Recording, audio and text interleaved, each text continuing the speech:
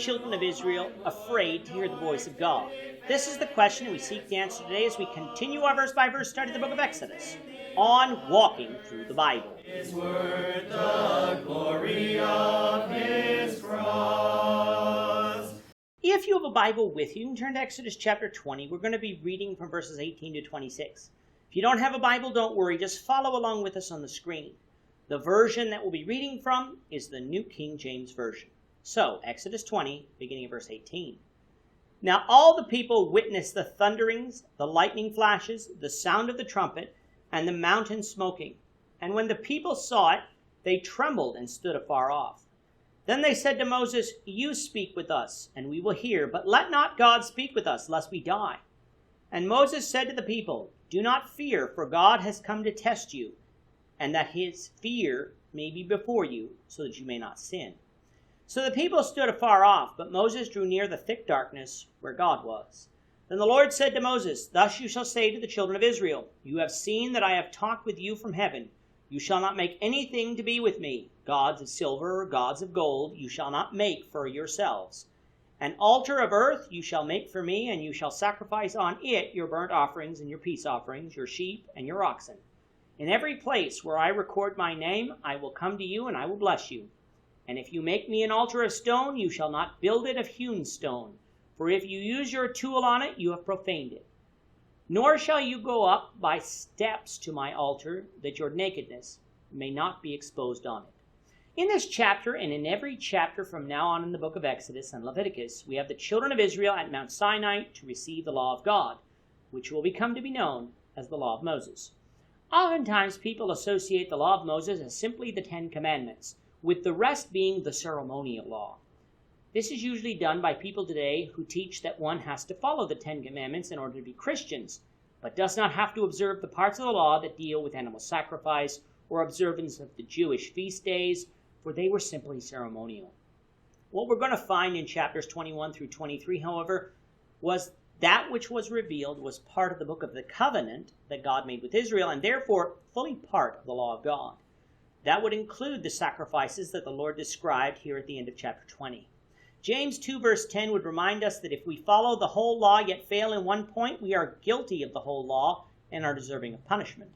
If one wants to follow the 10 Commandments, they have to follow all the law of Moses, or they are guilty of it all. The problem with the law of Moses is that it couldn't remit sins, which is why we need to follow Christ and his law, for the blood of Christ brings with it the forgiveness of sins for those who have faith in and obey God. So returning now to chapter 20, with Israel having heard the 10 Commandments directly from God, they were afraid. Why? Well, for one, they had witnessed the thunderings, the lightning flashes, the sound of the trumpets, and the mountain smoking. In other words, they knew that they weren't simply natural phenomena. God must have been there. Since God was there, they feared that they would die if he spoke directly with them. If you recall from Genesis, this attitude that seeing God directly would cause their death was present in Jacob. It is not an insignificant fear to have either, for believers in God know how powerful he is compared to our weakness.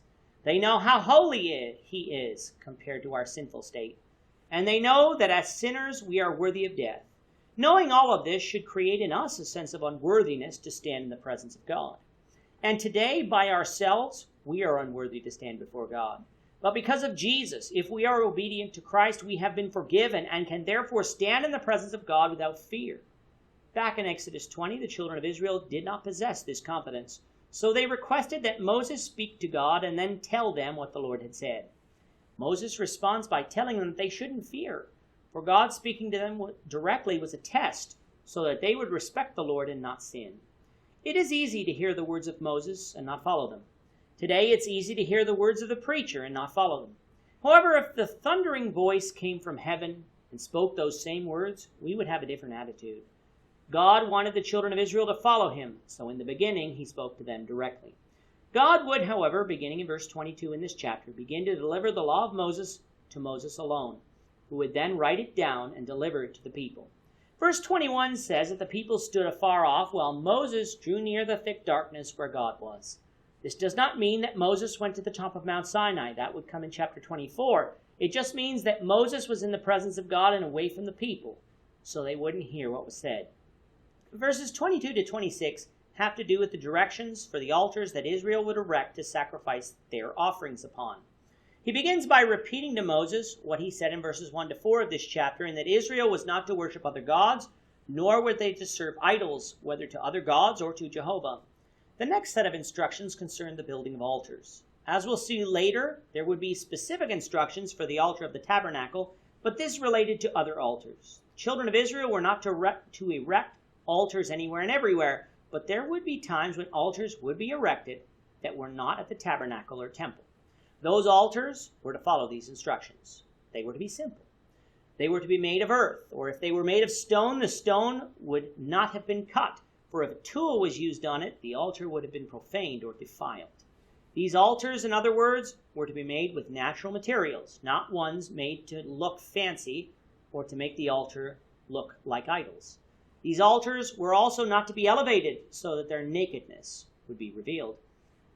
Remember, the people of that time wore robes with no undergarments, so if the altar was elevated, people could see the nakedness underneath the robe, in other words, the genitals. Modesty is important to God, as seen in Genesis 3, a point for us to remember today.